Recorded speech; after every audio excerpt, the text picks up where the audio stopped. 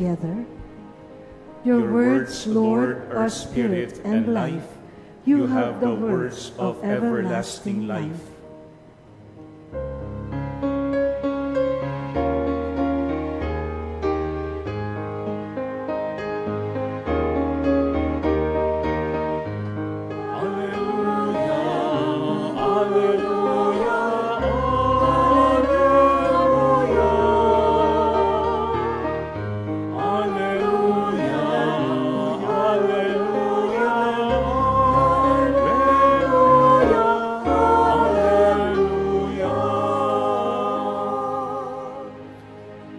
Sisters and brothers, the Lord be with you. And with your spirit. A reading from the Holy Gospel according to Luke. Glory to you, O Lord. There was a scholar of the law who stood up to test Jesus and said, "Teacher, what must I do to inherit eternal life?" Jesus said to him, "What is written in the law? How do you read it?"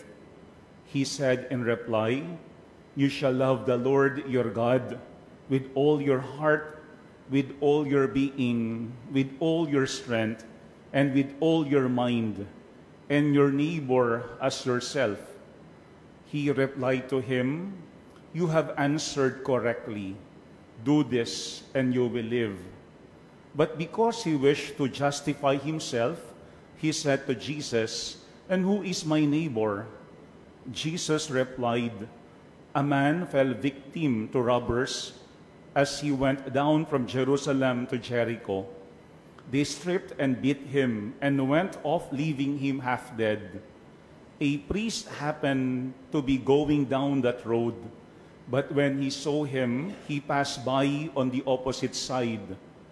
Likewise, a Levite came to the place, and when he saw him, he passed by on the opposite side. But a Samaritan traveler who came upon him was moved with compassion at the sight. He approached the victim, poured oil and wine over his wounds, and bandaged them. Then he lifted him up on his own animal, took him to an inn, and cared for him. The next day, he took out 2 silver coins and gave them to the innkeeper with the instruction, "Take care of him. If you spend more than what I have given you, I shall repay you on my way back." Which of these three, in your opinion, was neighbor to the robber's victim? He answered, "The one who treated him with mercy."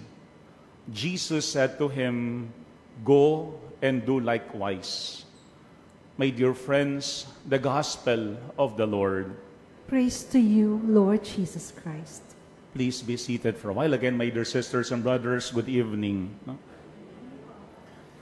Today in our Gospel, someone approached Jesus with a question.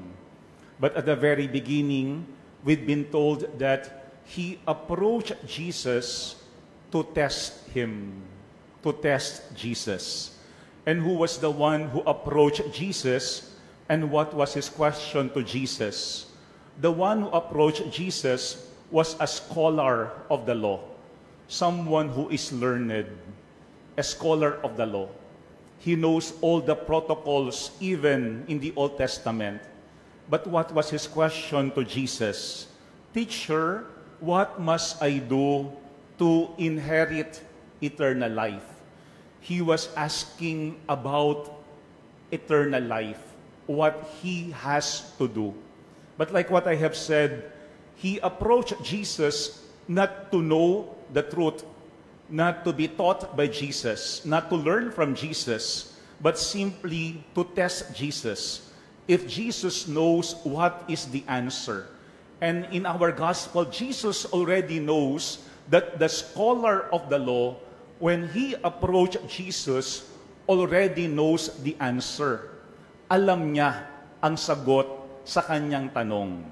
Kasi hindi naman lahat ng nagtatanong gustong matuto. Yung iba nagtatanong para masabi na yung tinatanong ay walang alam para masabi na siyang nagtatanong ay maraming alam.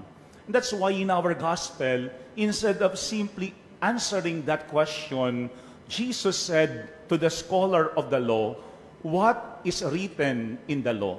As if Jesus was telling him, "Yes, tell me what you already know." At walang, sabi nga natin, pangalawang pag-iisip, he simply said to Jesus, "You shall love the Lord your God with all your heart, with all your being, with all your strength, with all your mind, and your neighbor as yourself." Tama si Jesus that the scholar of the law knows already the answer to his question. And Jesus agreed on what he had said.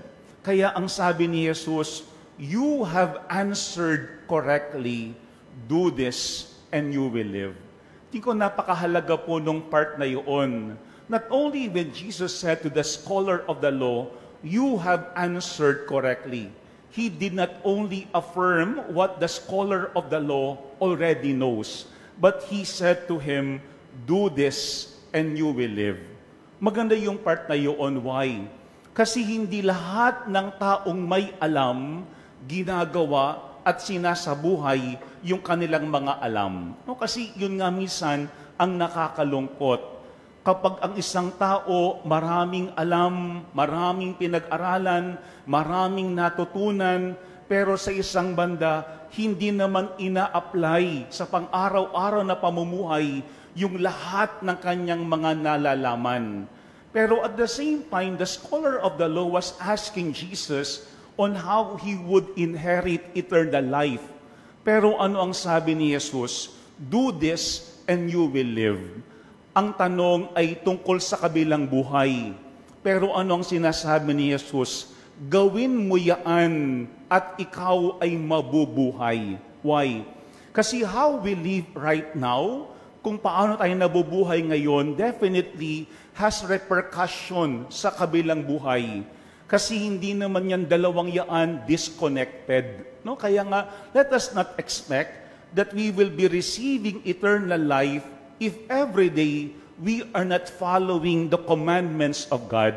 Sa mga simpleng hamon sa atin ng Panginoon, araw-araw, dyan tayo nagkakaroon ng access para sa kabilang buhay.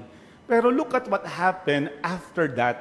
Ang sabi ng ating gospel, but because he wished to justify himself, he said to Jesus, "And who is my neighbor?"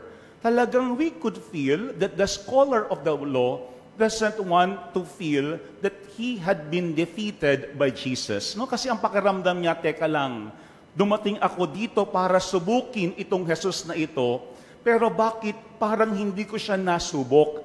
Ba't parang bumalik sa akin yung aking katanungan? Parang hindi ko siya natrap. Kaya nga ang sabi ng ating gospel, he wanted to justify himself. No? Kaya ando doon yung kanyang pride. And he asked Jesus, "Who is my neighbor?" Bakit ganoon yung kanyang tanong? Because we know that itong lumapit kay Jesus was not only a scholar of the law, kung hindi siya ay isang Hudyo. And during that time, alam natin na yung mga Hudyo, they don't mingle with non-Jews. Kaya he wants Jesus to guide him yung protocol, who is my neighbor and who are those whom I consider as not my neighbors. Dapat maliwanag yaan. Ito ba yung aking kapwa? Ito yung hindi ko kapwa. And to answer that, Jesus gave him a very clear parable that we all know. Usually, itong parable na ito, binibigyan natin ng title, The Parable of the Good Samaritan. Wherein in that story, of course, we know na merong isang traveler, no, coming from Jerusalem to Jericho, no, na siya ay had been a victim ng mga robbers. Pero there were 3 people who saw him in that pitiful condition. Yung first 2, of course, ando doon yung priest, ando doon yung Levite. But most of the time, when we hear this parable, we are very judgmental against the priest and the Levite. Why did they not stop? Bakit sila lumihis ng daan? Pari pa naman, Levite pa naman. Siguro magandang ating tingnan yung background. No? Bakit sila nag-iba ng landas when they saw the victim lying there on the road? Why yung priest umiba ng daan? Because remember during that time, if you are to offer something in the temple like sacrifice, you should be clean, you should be pure. That is why you cannot approach a sick person, especially a dying person. Because kapag ikaw ay lumapit doon, you cannot offer sacrifice in the temple. Kaya nga we understand why is it that the priest, when he saw the victim, changed his route. Why? Because he values sacrifice.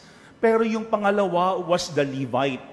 Remember, itong route na ito, during that time, yung route from Jerusalem to Jericho is called the Red Road. Bakit Red Road ang tawag doon? Kasi yung road na yun, very notorious sa mga criminals. Kaya walang dumadaan doon sa oras ng gabi at walang dumadaan doon ng mag-isa. Bakit? Kasi mayroong cliff sa may tabi mismo ng road na yun. Kaya very easy para sa mga robbers na i-corner yung kanilang victim. At ang kanilang iniisip during that time, merong magpapatay-patayan. Kunwari ay merong na-aksidente. Kunwari merong sakit sa may tabi ng kalsada. And when you approach that person, when you help that person, na meron ka namang good intention to do that, then lalabas na yung kanilang mga kasama para ikaw ay kanilang nakawan at pagsamantalahan. Kaya yung Levite, ano yung kanyang nakita? Not the importance of sacrifice like the priest. Ang kanyang nakita, yung security. Teka lang, baka ito ay modus operandi. Paano kapag ito ay gawa-gawa lamang? Kasi sometimes, meron din naman sa ating community, ang sabi nga natin, those who are playing victim, no? Na para bagang nangangailangan, pero hindi naman, nang aabuso naman talaga. Pero when we look at our gospel, the third personality who saw the victim was a Samaritan. Pero ito yung maganda sa Samaritan na ito. Hindi niya nakita yung halaga ng sacrifice o kaya ng sinasabi nga natin security sa kanyang sarili. What he saw at that particular moment is yung need to serve. Yung paglingkuran mismo, yung victim sa may kalsada, sa may daan. That's why here in our gospel, ang sabi dito, he was moved with compassion at the sight. He approached the victim, poured oil and wine over his wounds, and bandaged them. Then he lifted him up on his own animal, took him to an inn, and cared for him. The next day, he took out 2 silver coins and gave them to the innkeeper with the instruction, "Take care of him. If you spend more than what I have given you, I shall repay you on my way back." Maganda yung pinapakita nung Samaritan in our gospel. Hindi niya inisip na, teka lang, if I will approach this person, I will become unclean. Na yun ang iniisip nung priest. Hindi iniisip na, what if this person is not really a victim, but a victimizer? Paano naman yung aking security? Paano kapag ako naman ang kanilang patayin o ako yung kanilang nakawan? Ano ang mangyayari sa akin? Wala siyang ganong mga iniisip. Because at that particular moment, what he saw was the opportunity to serve, yung maglingkod. Kaya nga at the end of our gospel, Jesus asked the scholar of the law. At ano yung tanong ni Jesus? Which of these three, in your opinion, was neighbor to the robber's victim? Kasi ang tinatanong niya, who is my neighbor? Pero ano ang tanong ni Jesus sa kanya? Hindi sino ang iyong kapwa, kung hindi sino ang naging kapwa sa nangangailangan. Sino ang naging kapwa sa tatlo na nakakita doon sa lalaking nakahandusay sa daan. Look at what he said to Jesus. Ang sabi niya, the one who treated him with mercy. Kasi napakadali sana if the scholar of the law would simply say the third person, the Samaritan. Pero he will never say that. Why? Kasi bilang isang Hudyo, ano ang kanilang iniisip at nararamdaman? Kami yung maayos, kami yung mabuti, kami yung banal, kami yung mga anak ng Diyos. Pero ano ang kanyang sinabi kay Jesus? Not the Samaritan. Ano ang sinabi niya kay Jesus? The one who treated him with mercy. Siguro mga kapatid, magandang paalaala yan sa atin. Sometimes we are asking, who is our neighbor? Sino ba yung ating kapwa? But I think what is more important is the question, are we neighbors to one another? Tayo ba talaga ay nagiging kapwa sa ating kapwa na nangangailangan? Kasi kapag ang ating laging iniuna is sacrifice, ang ating laging inuuna ay security, ating hindi makikita yung opportunity to serve other people, whoever is in need. Kaya nga at the end of our gospel, Jesus said, go and do likewise. Go and do likewise. As if Jesus was telling the scholar of the law, again, you know the answer.